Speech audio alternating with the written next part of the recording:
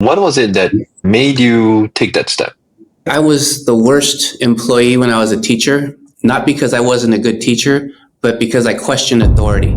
I complained about, why are we using this textbook? Why are we using this test? Why don't we try this? And principals, they didn't want to hear that from a first, second year teacher. Started to realize that some of the behaviors of school leaders are driven by state and federal accountability. They're doing what's not going to get them fired, which ends up looking like micromanagement in lots of school systems. I have 5 bosses that oversee my work. I'm their one employee, but they gave me creative authority to go out and talk to people, go talk to the businesses, talk to our parents. Let's hear from others. And then they also asked me to bring technology to the district and also solve the problem of declining enrollment. So all those challenges in the beginning really was a perfect storm to design something completely different.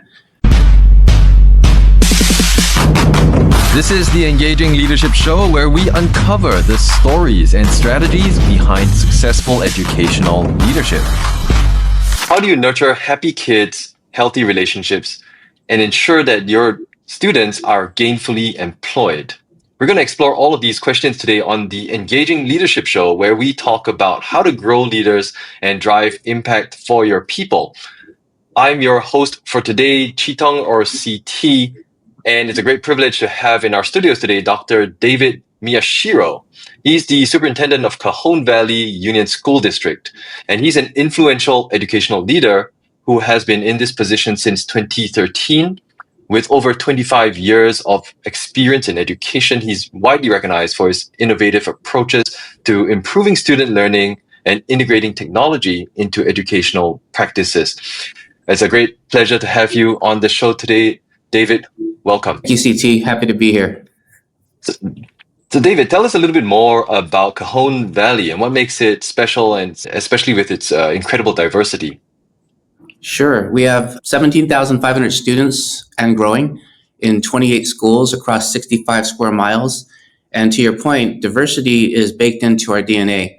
We have over 40 languages spoken in our 28 schools. So the ethnic and religious and value diversity in our community is really broad. And it gives us an opportunity to find what are those things that all parents, regardless of what part of the world they're coming from, have in common. And in conversations over time, we learn that parents want their kids to be happy. When they send them to school, they want them to be safe. When they pick them up from school, they want to hear, I had a great day and I sat with this person and I have these friends. And these are the things I'm excited about.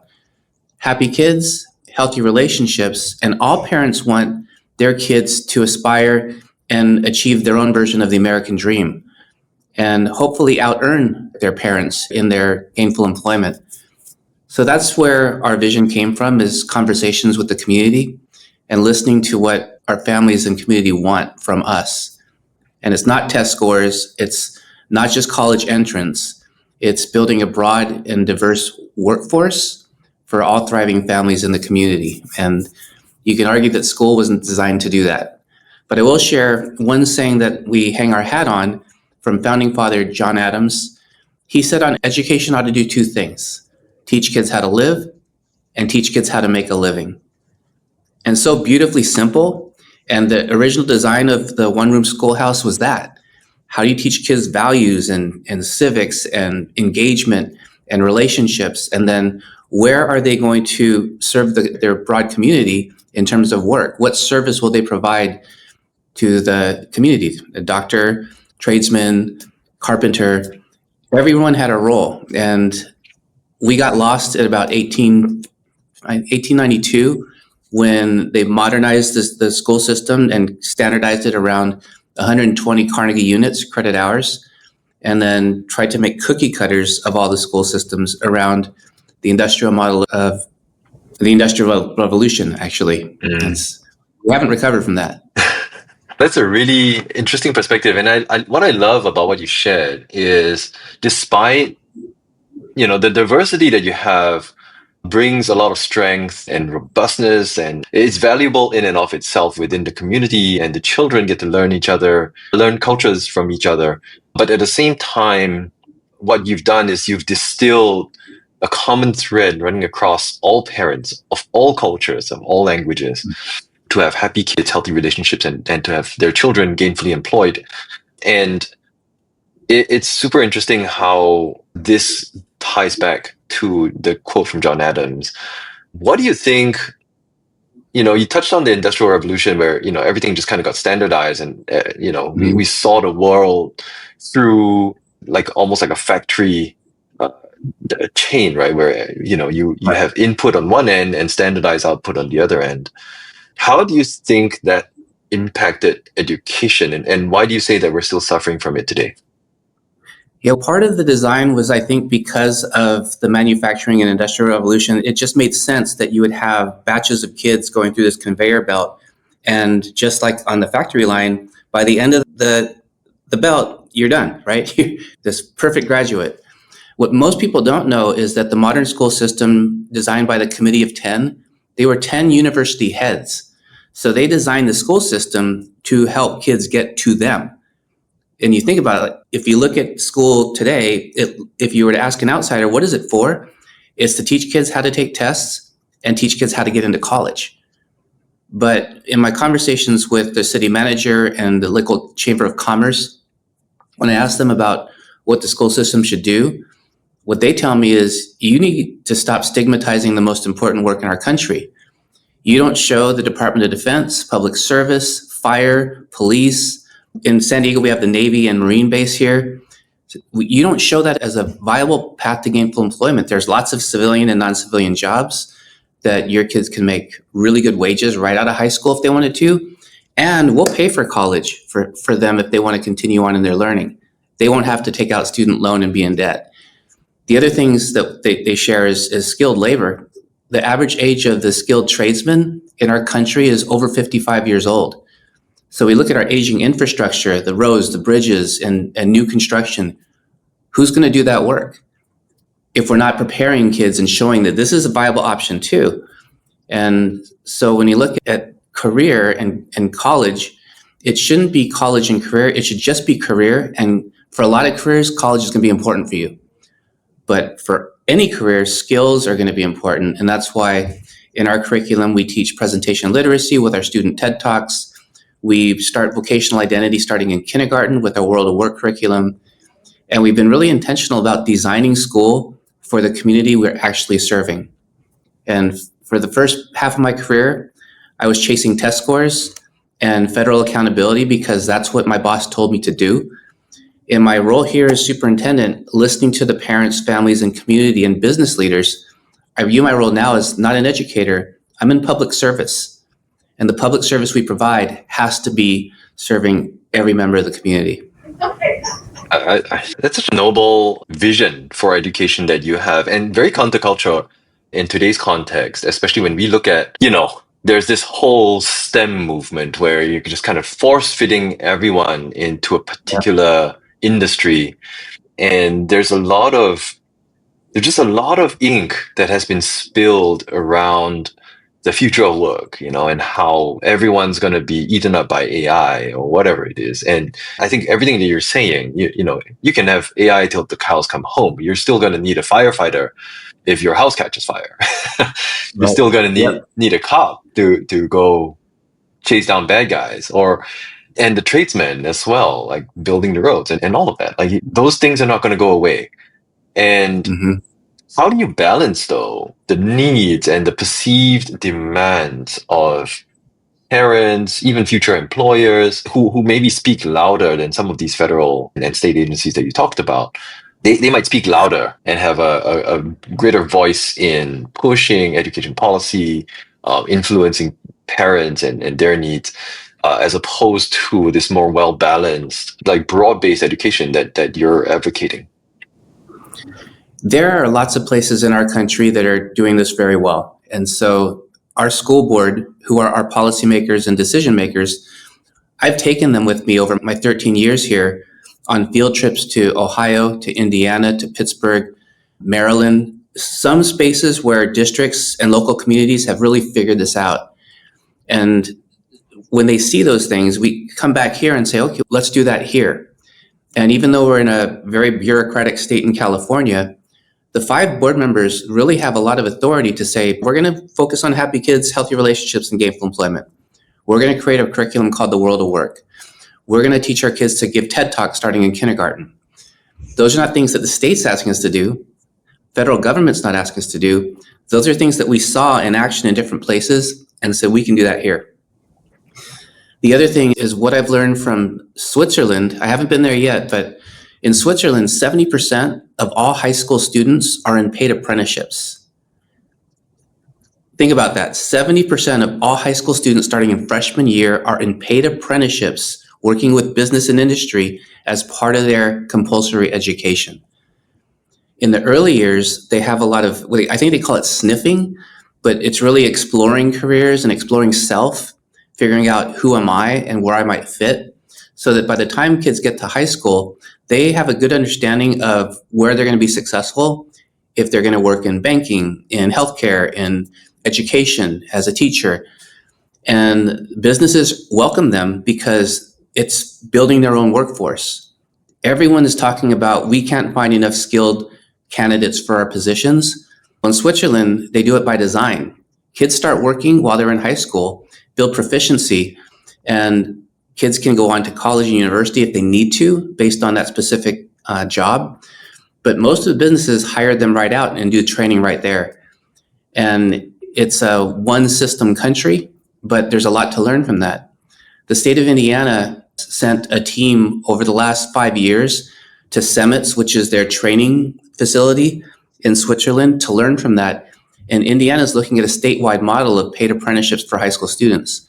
That's the solution, because low-income kids, especially, if they can start earning a wage in high school and start learning about financial literacy, not in a class, but by actually making money and managing money, the whole system works. Teaching kids how to live, how to make a living. And so there are lots of places in the country that figured this out, and we're hoping to be one of those too, which is why we share everything that we have broadly. Do you feel any pressure at all? And you mentioned earlier that actually enrollment for you guys is going up, which is great, and it's a luxury that not many school districts in California can actually report. Do you feel like the approach that you're taking, this very counterculture approach, is actually something that is working against the broader trend of choice that is emerging within education, where parents and communities now can choose whether or not to send their kids into public school or to private school, homeschool, or religious education institutions, charter schools, and so on. Do you feel like this approach that you're taking kind of positions you in a stronger way against the tides of competition? Yep. Actually, one of the first questions that I was asked when I was interviewing for this job here in 20 was, how are you going to address charter schools? Because we're bleeding enrollment to these charters in our community, and we have declining enrollment. When I started here, we were deficit spending. We had an upside down budget. We were losing students to charters and privates. And what I told them in the interview was, the only way we can do that is to be better than the charter schools, and then let everybody know about it. We have to work on our brand and marketing and really advertise what we have to offer. But first, we have to be better. And better doesn't mean more. Better means different. And that's where we started to iterate on our vision. It used to be this big paragraph on the wall. Now it's just simply happy kids and healthy relationships on a path to gainful employment. And I think those basic principles and the incredible service that our employees give to the community is why we have increased enrollment almost every year for the 13 years I've been here. 2020 and 2021, we took a dip. Something in the world was happening, but I think that was everybody. So we don't count that, but our enrollment is the highest it's ever been. And it's because of our employees and the programs that we have. That's amazing. And when you have such a elegantly simple vision, I like that. How did you land on it, and how did you develop that over time? Well, I make no secret that we stole half of it from Pittsburgh. We took a field trip to Pittsburgh, and they had a steel crash several decades ago and sent the city into a depression. And local philanthropy, businesses, universities, and K-12, they all came together to rebuild Pittsburgh. And they call it Remake Learning. But one of their mission statements is to make Pittsburgh the best place to live, work, play, and raise a family. If you see on my shirt, it says Cajon Valley, best place to live, work, play, and raise a family. So that's our mission. The vision came from listening to our families and community, happy kids, healthy relationships on a path to gainful employment. But any Fortune 50 company would say your employees should be able to articulate the mission and vision of your company. And if they can't, it's either too convoluted or out of touch, or you're not doing a good enough job being a brand ambassador and onboarding your employees to this culture of what you want to have. That's incredible. I really like how straightforward and easy to remember it is. And it sounds like not only your employees and your staff would be able to resonate with this and remember it easily. I think even the kids and even the parents and the community, this makes it so much easier for them to understand what it is that you're trying to do across all of the different programs that you're running. I want to segue and switch gears a little bit to talk about your own personal leadership journey, because it sounds like you've pulled together influences from so many different areas, and it's super exciting. I mean, you're not afraid of crediting others in your field that have done good work and, just applying that in your context, but you're also going out into the international sphere, looking across borders. You're going into looking at how business manages and runs leadership. When you decided to apply for the superintendent position, what was it that made you take that step? I was the worst employee when I was a teacher, not because I wasn't a good teacher, but because I questioned authority. I complained about, why are we using this textbook? Why are we using this test? Why don't we try this? And principals, they didn't want to hear that from a first, second year teacher. But as I got promoted to principal, then assistant superintendent, started to realize that some of the behaviors of school leaders are driven by state and federal accountability. They're doing what's not going to get them fired, which ends up looking like micromanagement in lots of school systems. When I applied here and became the superintendent, I have 5 bosses that oversee my work. I'm their one employee, but they gave me creative authority to go out and talk to people, go talk to the businesses, talk to our parents. Let's hear from others. And then they also asked me to bring technology to the district and also solve the problem of declining enrollment. So all those challenges in the beginning really was a perfect storm to design something completely different.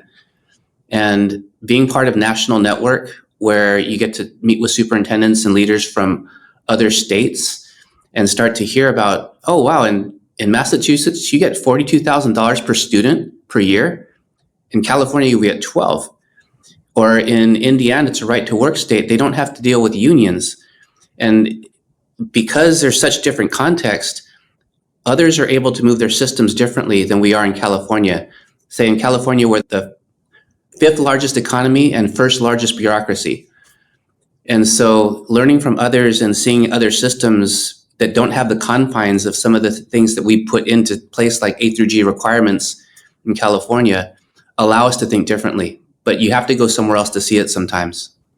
I want to just kind of dig into that a little bit more. So you found that, I mean, California obviously has this bureaucracy that you have to work within, but at the same time, you decided to step up to the challenge of taking on the superintendency in a district that at the time had declining enrollment.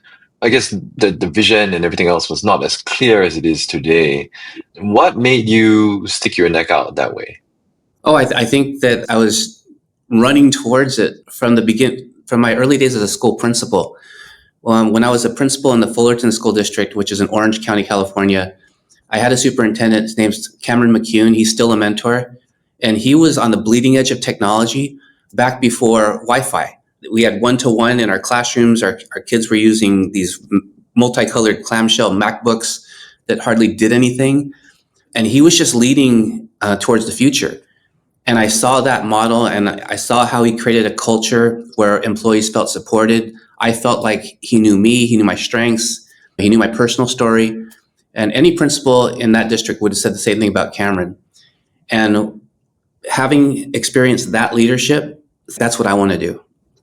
I want to be Cameron when I grow up. And so my path to the superintendency started there, being an employee of who I think is one of the best superintendents ever, the GOAT. Wow, I'm gonna go track him down. And listeners, you might want to go figure out where Cameron is today.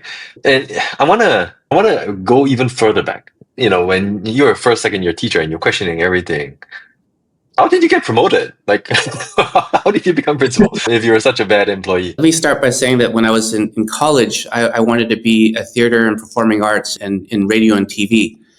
And when I was trying out for plays and musicals and roles, it wasn't at a time where it was politically correct for an Asian person to be in a white role. And so a professor said, if you want to make money as an adult, you should probably quit this major because there's never going to be Asians on television. And we had Connie Chung, we had this kid from Raiders of the Lost Ark, and that was it. So I wasn't offended by that. I just said, you're right. And so my mom was a teacher. She said, why don't you get a sub permit and start substitute teaching? And I fell into that. But as a enterprising, creative thinker in a conventional role where we're supposed to follow the rules, it was very confining for me. And so early in my education career, I was hired by Cal State Fullerton to design an online credential program for teaching because they didn't have anyone at the university that had the tech skills and the teaching skills. So I went to work there. And then after watching what was happening during No Child Left Behind, I became a principal and thought, we have to do something different. I was good at raising test scores, but we weren't changing life outcomes for kids. And then the slow progression working for a trailblazing superintendent that broke all the rules and then redefined what our vision for the community was. That was the inspiration. Wow. What clues did you look at to inform you that at that time when you were chasing test scores, that these were not changing life outcomes for the kids? Because I imagine in most, 90% of teachers out there, if they see the test scores going up, college admissions going up, they're like, oh yes, we're doing great. What gave you that kind of niggling feeling that, this is not what we're supposed to do? There was one staff meeting when I was a school principal after we had exited program improvement and became a Title I achieving school. We increased our test scores so much that California sent proctors into my teachers' classrooms because they thought we were cheating. That's how well our students performed on the standardized tests. But a teacher in a staff meeting in tears said, what are we doing to these kids? One of her students came back from Texas who had a baby at 14, and she was proud because her mother had her when she was young. And these kids are still getting pregnant. They're going to generational gangs. We were in a high poverty area, dropping out of high school, even though they're performing proficient and advanced on the test. But one of the defining moments there was, this is where Cameron brought in technology. He needed two schools to go first.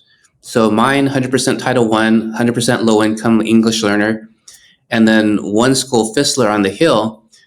We both got our devices at the same time.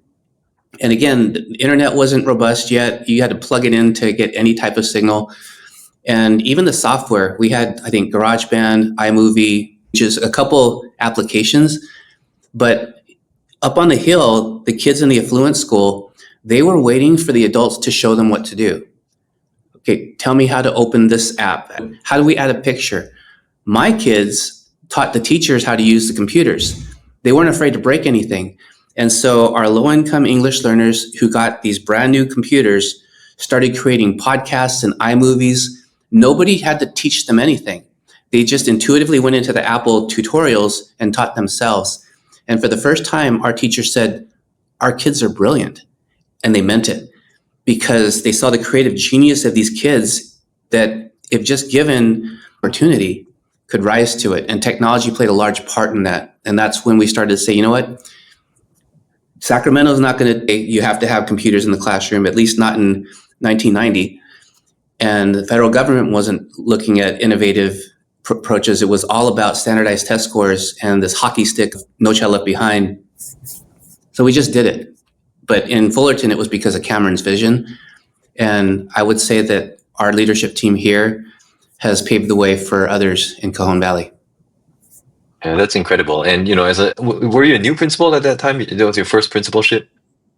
It was, but at the time when we got the one-to-one, I was in my 5th year as a principal. When I took over the school, we were one of the worst performing schools in California. And by year 5, we had achieved all of our academic goals and ability goals, and were celebrated. And again, thought we were cheating. They thought, how could the school's performing so low do this? You narrow the curriculum and you teach kids test-taking strategies, and you take away music and art and double down on reading and math, you can get better test results. Is that good for kids? No way. But that's what a lot of us did. And the sad thing is, a lot of districts are still doing it. Mm. Did you feel, you got all those accolades at that time, and you took this risk of going down the path of, let's do this. I don't know if we referred to it as whole child learning at that time, but let's take this risk. And I don't know if the test scores went down or up or stayed the same, but they could have gone down. And, you could have lost some of those accolades that you had. That, as a leader, like, how did you think about it at that time? Really just anecdotal, watching what was happening with our students, watching what happens when you give low-income students technology, when you restore arts programs and music programs. Because our vision here, happy kids, healthy relationships, when I was looking back on our days in early No Child Left Behind, we didn't do anything to care about the happiness or even relationships of the kids. And those are foundational to human achievement. Maslow's hierarchy of needs, belonging before self-actualization, research we studied doesn't align with accountability era. Piaget, different John Dewey, pioneers that said this is what education should be, almost ignored when the federal government did high stakes accountability. Did you feel any pressure at all as a leader that you were blazing your own path, or did you feel like it gave you energy that, I'm finally given the opportunity to break away from this crazy system that you didn't believe in? Yeah, when I was with Fullerton, and Cameron was leading the country really in technology integration and new ways of innovation in schools.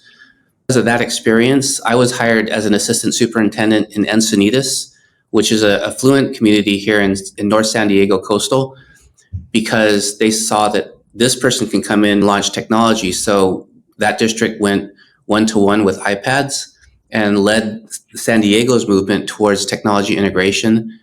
And then in Cajon Valley, they saw what we did in Encinitas and said, I think that he can come in and lead some of the transformation here.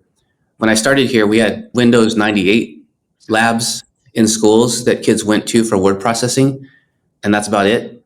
And so it's been a huge shift, but I think step of my career has been a progression towards, I think, that golden hallmark of 70% of all of our students will be in paid apprenticeships, earning income, learning about finance, and managing their life before they have to do it for real after high school. Our goal here, we've seen it in Indiana, we've seen it in Switzerland. There are parts of Colorado and New York and Texas that have been innovating this way. And I think that's a gold standard to make school that place where we teach kids how to live and how to make a living.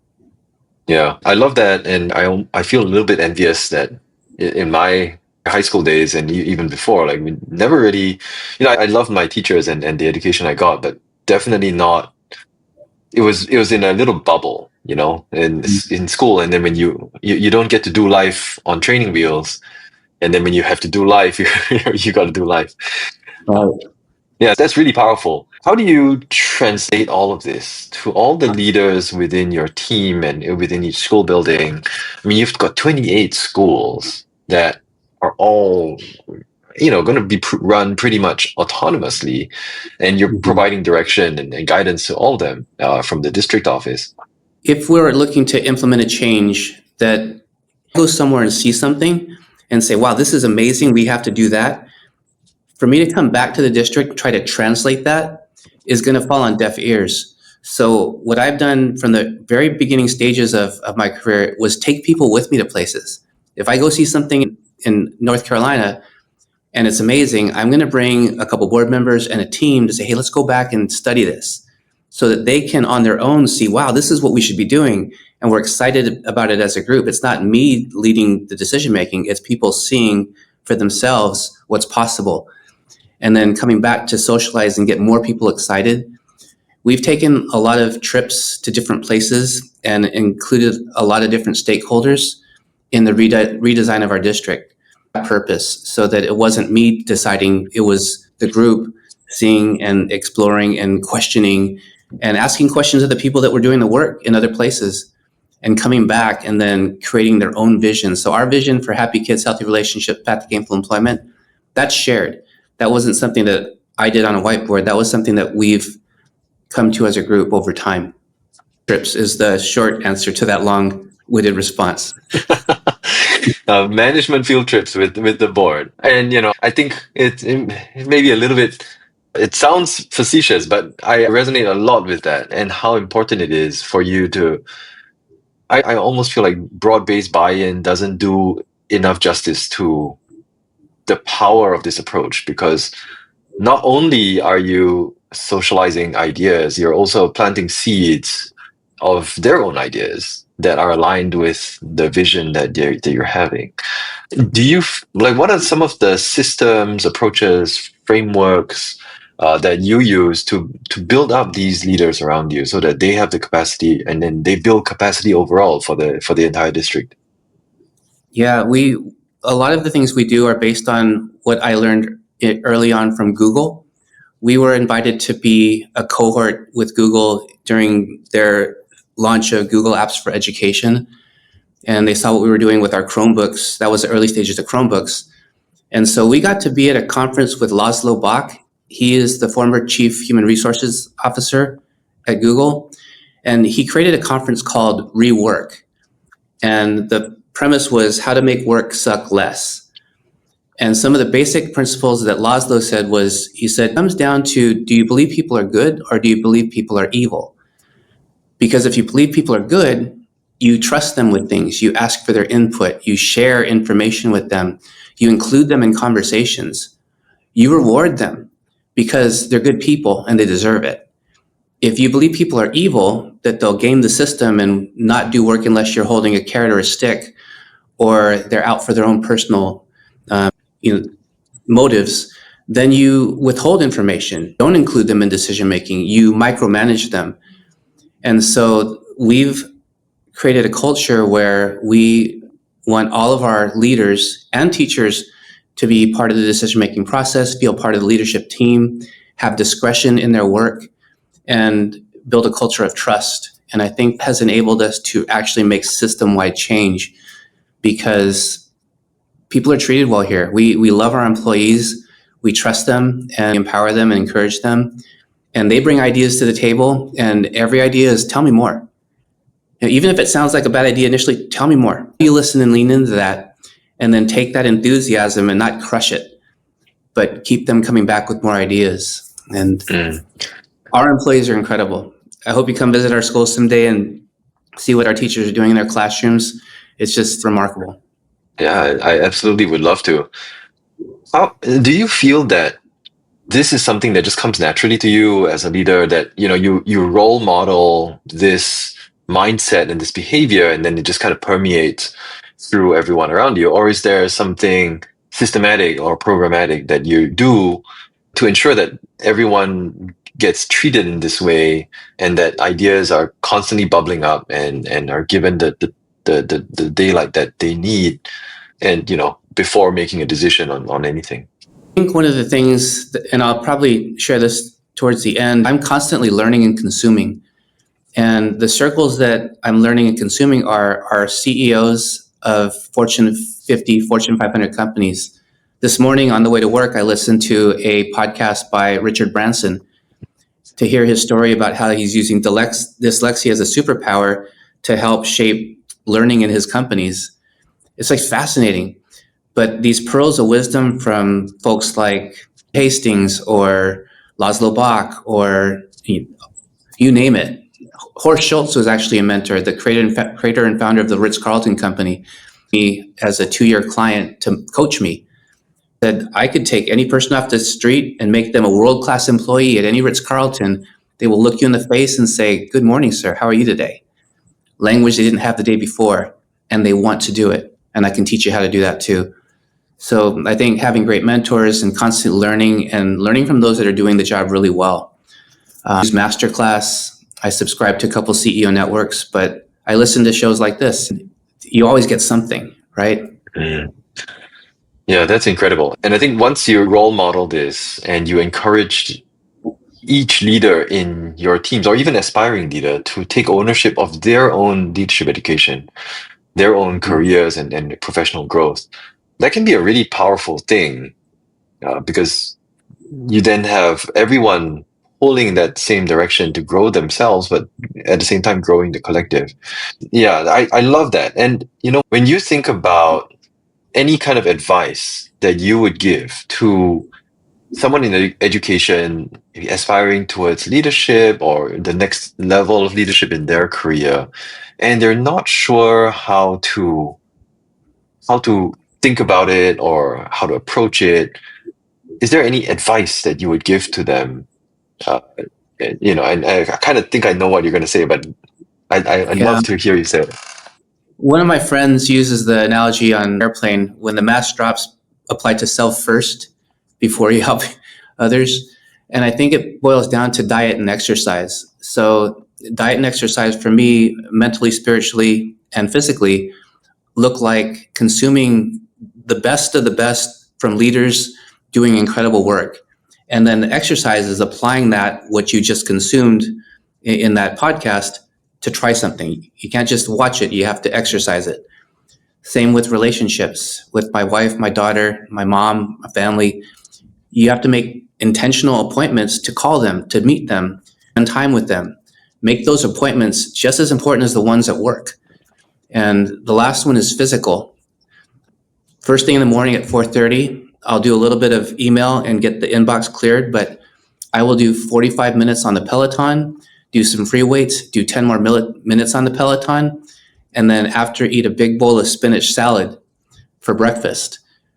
First things out of the box, diet and exercise, set the whole rest of the day on a positive trajectory.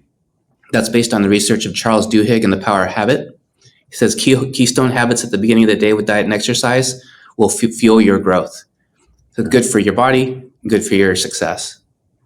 Wow, I love that. You have it diet and exercise metaphorically, but also diet and exercise like for real. And what time did you say you get up every 4:30? Was that 4:30 is the goal.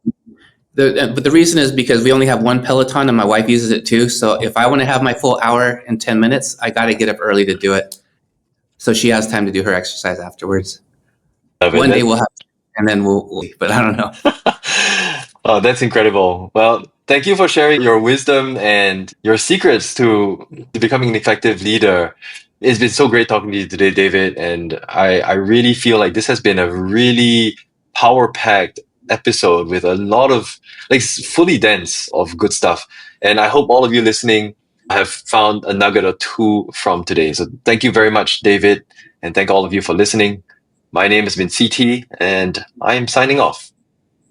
If these stories resonated with you at all, head over to engagingleadershipshow.com, all one word, where you can subscribe for free to receive more leadership stories and strategies every week. Also, at that link, you can access the archive of all the featured episodes we published in summary form. It's a veritable treasure trove of educational leadership wisdom distilled for your learning pleasure. Once again, the link is engagingleadershipshow.com. Sign up today to receive the next summary this very week. Until next time, keep leading with purpose and passion, and I'll see you in the next episode.